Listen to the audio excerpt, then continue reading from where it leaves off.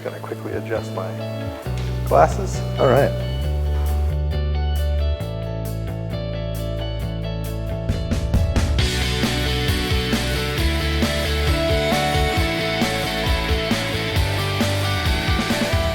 Hey there, it's us again, talking about the 50-pound project coffees. Today, I think we're on number 12, I believe. Final coffee of the first year. Final coffee of the first year. So we saved the best to last, or the weirdest to last, or the most interesting to last. This is definitely the weirdest of the coffees that we've presented at the 50-pound project. It's from a farm that we've presented before. It's the same Shumava de Lourdes from Francisco Mena. But this process is what makes it really wild. It is an anaerobic fermentation that they have a fun name for. So let's talk a little bit about what that means. Typically, coffee goes through one of three processes, like washed, honeyed, or natural. And in both honeyed and washed processes, the fresh cherry is depulped, and then it's either going to be left to ferment and then washed, or it's going to go straight to be dried on some patios or some raised beds. But this coffee is going to be depulped, or it's been depulped, and then put directly into sealed tanks in the shade. And it stays there. I mean, they've done experiments up to 10 days, and that tastes very weird. But this coffee is only 8 hours. 8 hours in that tank. And in that sealed environment, and with all the pulp and all the coffee in there together, what happens is the microorganisms that really, really like to thrive in anaerobic environments start to come alive. And a lot of them will consume the acids that are in the pulp. So acids like malic acid and citric acid, and they eat them, and one of the byproducts of them eating them is lactic acid. So these are called lactic acid bacteria, and they produce lactic acid. So it actually changes the acidity profile of the coffee dramatically. Whereas, you might get flavors of apple or orange or some sort of citrus or tropical fruit. This is much more like subdued acidity. It's more round. It's more creamy, and it is definitely more akin to a natural, but without having that intense tropical fruit flavor that you might get otherwise. Interesting. Yeah, and because it's a weird process, I think a lot of the rules for brewing it might have gone out the window. So I've got three different brews here, and we're going to go through each of them. This first one was a very fast brew. So on a V60, I brewed it in 2 minutes, and it was at 185 degrees Fahrenheit. So it's Which is low. It's quite low. It's quite low, and that's because when I was cupping this coffee in Costa Rica, the Costa Rican Brewers Cup champion and I were brewing this coffee in different ways, and he had a way of brewing it. It was an immersion brew, so it wasn't quite like that, at a very low temperature, even lower than this, and it just tasted like honey, which was really cool. This is not super honey-like, but it is a little bit. I think the fruit is really interesting. It's very delicate, and it's a little bit lighter bodied. It's more tea-like, I would say, in a good way, because I don't like tea, because it's always boring. This is not boring. But this has got more of a tea characteristic, obviously, in terms of body and Yeah, very much delicate, more light, but incredibly sweet. There's definitely a lot of honey in the background, but there's also really, really nice fruit. It kind of reminds me of a blueberry ice cream. Mm-hmm. It's very blueberry-ish. Yeah, it's really cool. It reminds me a lot of a harar, right? Sure. Like a Ethiopian harar. It's really sweet. Very really sweet. What's curious to me is when you make a kettle sour, you add lactic acid, right?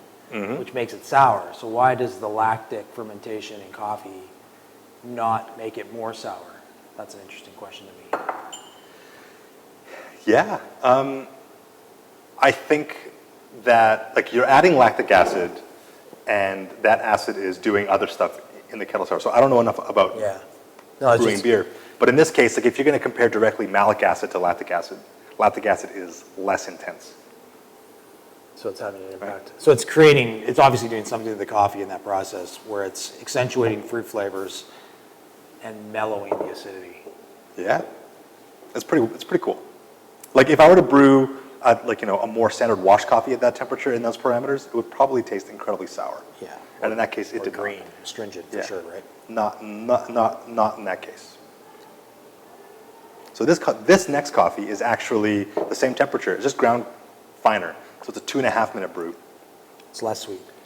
Yeah, see, like, I was trying to test to see if, like, there was, like, a range of good stuff. This, I think, has more intense fruit flavor, but it's not as sweet. It's not sweet. It's definitely darker. It looks a bit more like coffee, right? In terms of Definitely the color. stronger. The color is more coffee-ish, but it doesn't have the same sweetness. Yeah, it's a little bit more intense, a little more heavily extracted. And then this last one was actually brewed at just off the boil. So here in Edmonton, that's about 206 degrees Fahrenheit. 92 C-ish,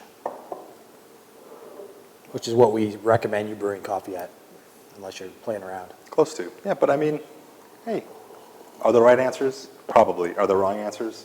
Maybe. I have no idea. Interesting. So I would say that this one definitely has the most complex flavor. It's got more. It's got more acidity for sure as well. Right. Present.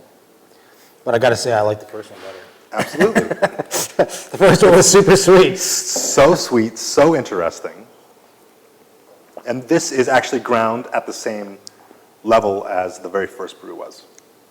This has got slightly more, almost like in a positive way, like I would say, savory finish, like almost, maybe I would say like a sweet tomato or something like that. Yeah, okay. It's not quite as, but the first one for sure, that lower temperature was ridiculously sweet. Just like crazy, super interesting.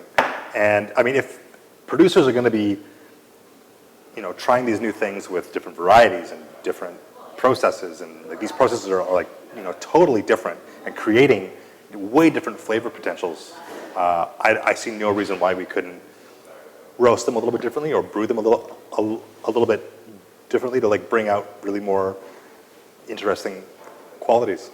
Yeah, And, for sure. Like this coffee, if you tried this coffee in the cafe, you would be shocked in terms of what you're experiencing in the cup, right? Because it's not at all what you would expect from coffee. It's just not at all, right? Like on the nose, it has, all of these have a very, I would say, natural, sort of Ethiopian natural aromatic profile, very fruity, very, that what we come to expect from a natural out of Ethiopia, but the flavor profile is quite a bit different, actually. Yep. Very, very interesting. We're just uncovering the range of potential flavors in coffee, like honestly. And the whole goal of this subscription is to show people like what's possible out there. And I mean, not everyone has been wild and like totally out of left field, but I think we're going to start seeing a few more like this.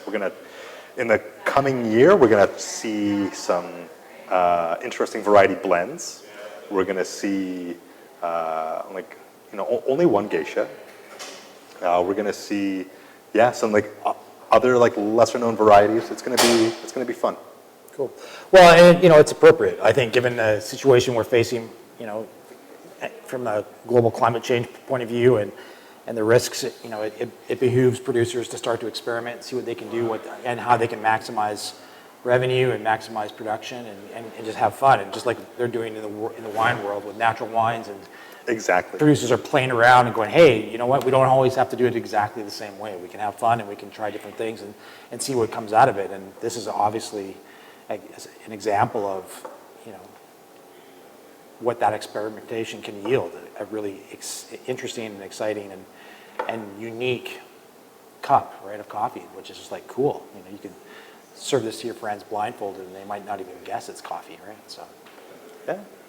Thanks so much for subscribing for the first year, and hopefully hopefully you'll see us again soon. Yeah, we encourage you to continue. I think we're going to switch it up a little bit this coming year in terms of a blend of not just 50-pound project coffees from Costa Rica, but start to add some different coffees from various other countries in the world so that we can expand your horizon as well, not just all Costa all the time, as much as we love Costa. But there are really exciting, unique coffees growing all over the planet, and we wanted to sort of expand it and bring you into that as well. So hopefully you'll continue to join us as we explore the sort of amazing complexity of coffee around the world. You bet. Thanks so much.